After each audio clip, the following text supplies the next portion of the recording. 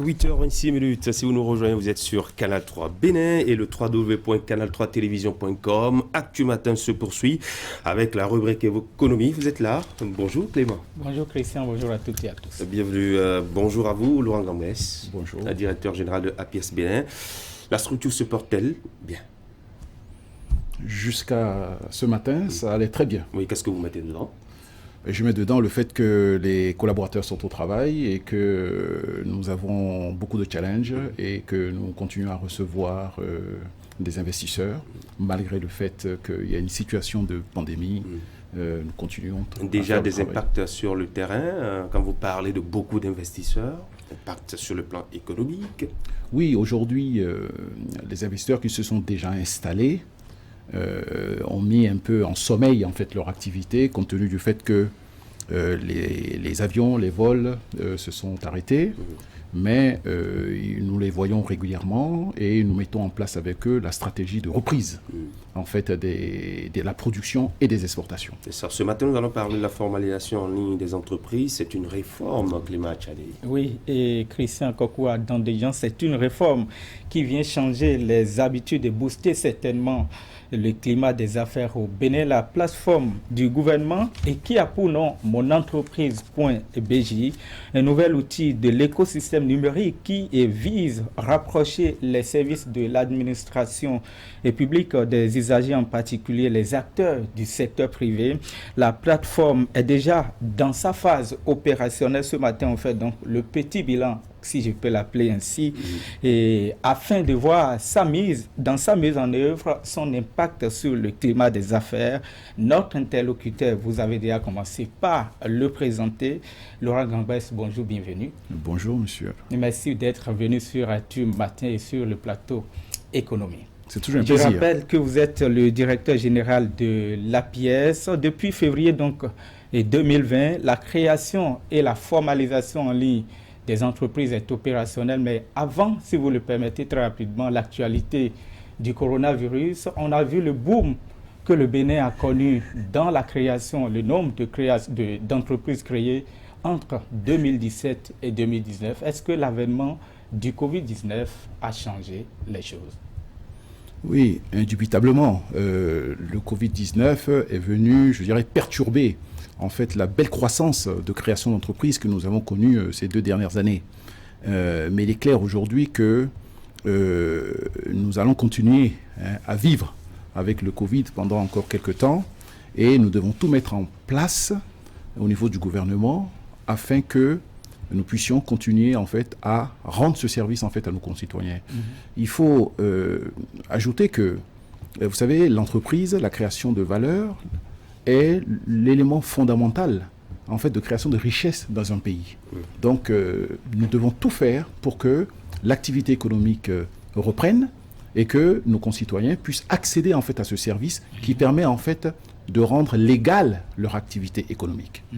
Vous l'avez dit, vous l'avez avoué que le coronavirus a donc un impact sur la création ou le nombre, la croissance des entreprises est créée. Et quand vous parlez en ces termes, est-ce que vous avez fait une évaluation pour mesurer combien d'entreprises ou combien on a connu en termes de baisse, en termes de régression? Bien sûr, si vous voulez, il y a 2 phénomènes. Comme vous l'avez dit, nous avons mis en place en fait cette plateforme de création d'entreprises en ligne le 17 février dernier. Et vous savez que c'est une réforme majeure, ça n'a l'air de rien comme ça, mais nous avons pu mettre en place en fait ce dispositif pour permettre aux citoyens de pouvoir créer leur entreprise depuis chez eux. Tout le monde n'a pas la possibilité et puis la compétence pour pouvoir créer son entreprise directement en ligne.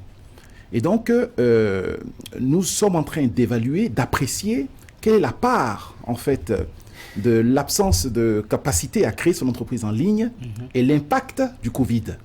Aujourd'hui, ce qui est sûr, c'est que lorsque nous prenons les créations d'entreprises en avril 2019, comparé aux créations d'entreprises en avril 2020, nous avons une baisse de la création d'entreprises de 14%. Ah oui.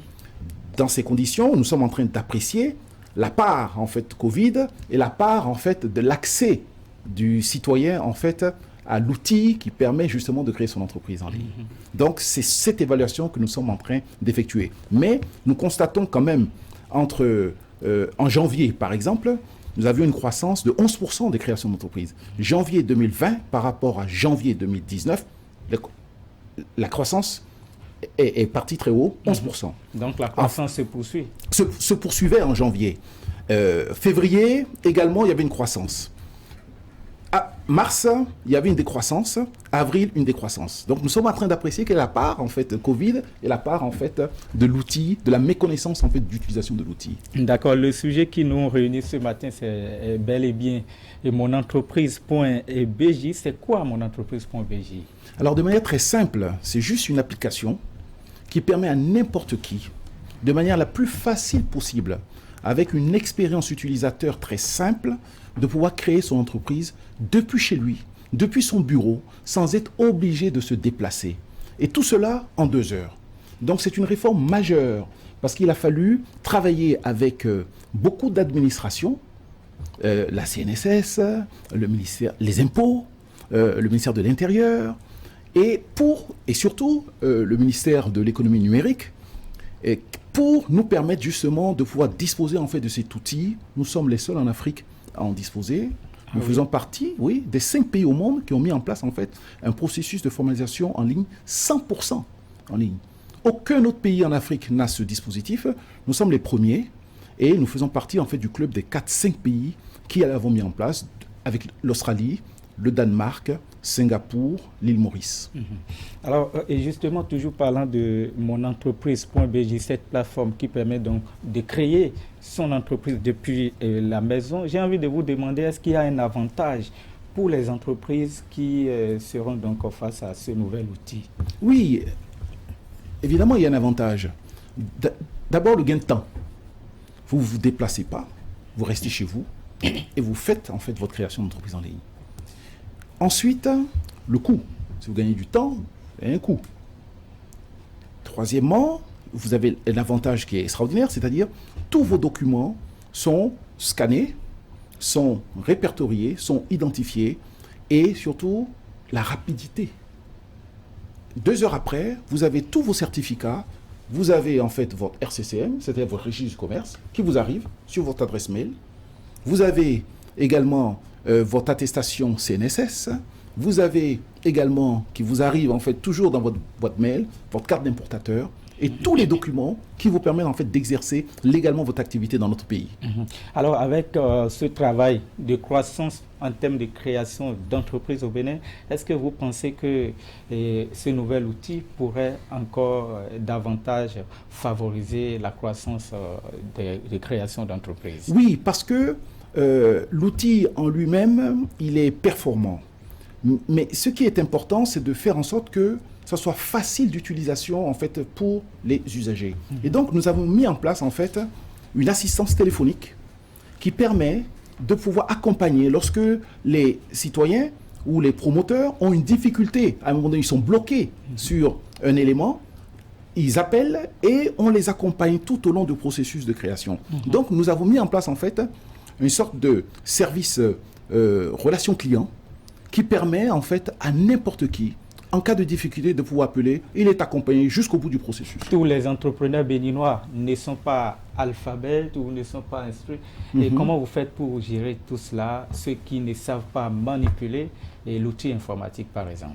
Alors, nous avons justement ce dispositif qui permet justement de les avoir au téléphone, de leur dire comment ils doivent procéder. Mais il faut savoir parler la langue française. Absolument, il faut savoir parler la langue française. Et lorsque vous avez une difficulté et que manifestement on ne peut pas vous aider à aller jusqu'au bout du processus, nous vous donnons rendez-vous. Vous venez à l'agence et nous faisons avec vous. Ce qui est important, c'est quand même la sécurité en fait du dispositif, parce que vous allez créer un compte. Et ce que nous voulons, c'est que pour que le dispositif soit complètement sécurisé, nous voulons que ce soit le citoyen lui-même qui rentre ses codes. Vous voyez, c'est la raison pour laquelle nous essayons d'éviter d'intervenir en fait dans son processus de création. Mais lorsqu'il est vraiment bloqué et coincé, nous le faisons venir à l'agence. il tape ses codes et puis nous l'aidons à évoluer jusqu'à la création d'entreprise. Mon entreprise.bj va donc favoriser encore davantage, je le rappelle, la création des entreprises et leur formalisation. Mais la critique qu'une certaine opinion formule contre vous, c'est que beaucoup d'entreprises créées, mais le suivi, apparemment, vous ne faites rien pour le garantir. Aujourd'hui, ce qui est important pour nous, c'est de faire en sorte que les entreprises soient créées dans de bonnes conditions et légalement. Après, il y a tout un dispositif qu'a mis en place en fait les pouvoirs publics, le gouvernement, pour accompagner les micro, petites et moyennes entreprises. Donc, les citoyens, les promoteurs doivent également se dire, je crée mon entreprise à l'APIEX, si j'ai un projet d'investissement important, l'APIEX est là pour vous accompagner. Si j'ai une difficulté ou si je cherche à me développer dans tel ou tel secteur, il y a des dispositifs au niveau en fait de la loi. Il y a la loi en fait de janvier 2019 sur les 2020 sur les micro, petites et moyennes entreprises qui permet en fait de répondre à un certain nombre de difficultés que peuvent rencontrer en fait les jeunes créateurs d'entreprises. Mais il y a une difficulté également qui peut se poser. Vous savez, nos concitoyens, beaucoup créent des entreprises, mais beaucoup n'ont pas, je dirais, la formation, l'expertise, la compétence pour développer leur activité. C'est-à-dire, vous voyez, un problème lié à l'entrepreneuriat, c'est ça? Oui, ça c'est important. Vous savez, effectivement, l'APIEX n'a pas pour vocation de tout faire. Par contre, la part de l'APIEX doit la faire, mais de manière professionnelle. Mais d'autres dispositifs existent en matière de financement. La loi est là pour pouvoir préciser un certain nombre de choses. Et également en matière d'accompagnement. Et donc, nos concitoyens, les promoteurs, doivent également regarder le problème dans sa globalité et pouvoir, je veux dire, adresser effectivement les ministères ou les dispositifs, les organismes qui peuvent les aider en fait à avancer et évoluer. Alors, en quoi la plateforme monentreprise.bj améliore-t-elle le climat des affaires? Elle améliore le climat des affaires parce que n'importe qui peut créer son entreprise sans être obligé, avec le moins de difficultés possible, sans être obligé de se déplacer. Et donc, je dirais, nous ne l'avons pas fait pour le doing business, mais pour un interlocuteur étranger, se dire qu'au Bénin, nous avons la possibilité en fait, de créer notre entreprise sans être obligé de faire le tour des différentes administrations, c'est quand même quelque chose d'appréciable. Cela pourrait aussi peut-être limiter la corruption ou les actes de corruption que parfois on dénonce. Bien évidemment, tout cela rentre dans un processus. Vous savez que le gouvernement a également mis en place, sous l'autorité de la ministre de l'économie numérique et la digitalisation, a mis en place en fait la plateforme servicepublic.bj. Et tout cela, c'est apporter des prestations nouvelles, des services nouveaux aux citoyens, tout en limitant en fait le contact quelquefois risqué qu'il peut y avoir entre les administrations et les promoteurs, de manière à ce que les choses se fassent en toute transparence et que les personnes soient amenées simplement à payer juste ce qu'ils doivent pour obtenir en fait le service. Il y a un aspect sur lequel vous ne communiquez pas. Et quel est le coût de tout ceci pour l'État et pour les entreprises? Ou bien tout se fait de façon gratuite? Alors, vous savez, ce qui est important, c'est de faire en sorte que là où nous pouvons capter en fait des financements, nous puissions aller les capter. Et donc, il faut être agile, souple, intelligent, lire bien en fait dans les dispositifs qui existent en fait dans le monde pour pouvoir obtenir en fait les financements. Mais lorsque vous êtes sérieux, vous êtes organisé, vous êtes rigoureux, vous savez de quoi vous parlez, et c'est le cas en fait du gouvernement, mais vous avez beaucoup d'organismes internationaux qui viennent vous voir et qui vous donnent de l'argent pour pouvoir mettre en place. Je dois le dire que sur cette plateforme, c'est la CNUSED qui a financé l'ensemble en fait du dispositif. Mais ce n'aurait pas pu aller jusqu'au bout si ils n'avaient pas trouvé en face d'eux en fait des collaborateurs de l'APIEX. Moi, je rends hommage aux collaborateurs de l'APIEX qui se sont complètement mobilisés pour pouvoir rendre effectif en fait. Donc, ils ont trouvé en fait des gens compétents, déterminés, qui avaient également une vision, et donc ils nous ont financé en fait cette plateforme. Donc, pour répondre précisément à votre question, ça ne coûte pas grand-chose en fait à l'État béninois. Et pour l'utilisateur, quel est le coût? Pour l'utilisateur, vous savez, à un moment donné, on fait le rapport coût-bénéfice, il ne se déplace pas. Ce qu'il a à payer, en fait, c'est les MO. justement pour pouvoir créer son entreprise, c'est juste le coût qu'il a. Il ne se déplace pas, il ne prend pas sa voiture pour venir à l'APIEX, il ne prend pas sa moto. De chez lui, il peut créer, il scanne en fait ses documents avec son smartphone. Ces documents arrivent à l'APIEX, sont vérifiés par tous les différents ministères qui sont à l'APIEX, validés, et le travail se fait, et il reçoit ses certificats. Malheureusement. Seulement, c'est les mots qu'il dépense, il n'y a pas de coût qui accompagne la création d'entreprise. Si, elle est gratuite totalement. Non, la création d'entreprise, c'est 10 000 francs pour les créations d'entreprises personnes physiques, et c'est 16 500 francs pour la création d'entreprises personnes morales. Voilà les coûts. Vous savez que ce n'est pas du tout le coût réel de la création d'entreprise, parce que vous avez toutes les administrations qui sont à l'APIEX et qui sont payées, les gens sont payés. Donc si on devait justement avoir le juste coût, ça sera 5, 6, 10 fois supérieur en fait au coût que nous faisons payer en fait aux créateurs d'entreprises. Tout ça, on ne le voit plus. Mais il y a un vrai coût derrière, et l'État prend à sa charge en fait l'ensemble de ces coûts. Avant de vous laisser partir, monsieur le DG de l'APIEX, c'est vrai que vous n'êtes pas venu avec un outil qui pourra nous permettre donc de faire la démo, comme on le dit, une petite démonstration. Mais dites-nous comment, de façon simple, on peut utiliser, comment la plateforme peut être utilisée. Vous allez sur votre smartphone, vous tapez monentreprise.bj, et puis vous êtes pris en main jusqu'au bout. Monentreprise.bj, vous arrivez sur une plateforme, on vous dit de vous inscrire, vous inscrivez, vous avez un numéro, un code, et puis c'est fini. Vous pouvez continuer. Laurent Gangbas, je rappelle que vous êtes le directeur général de l'APIEX, l'agence de promotion de l'investissement et des exportations. Merci pour toutes ces explications.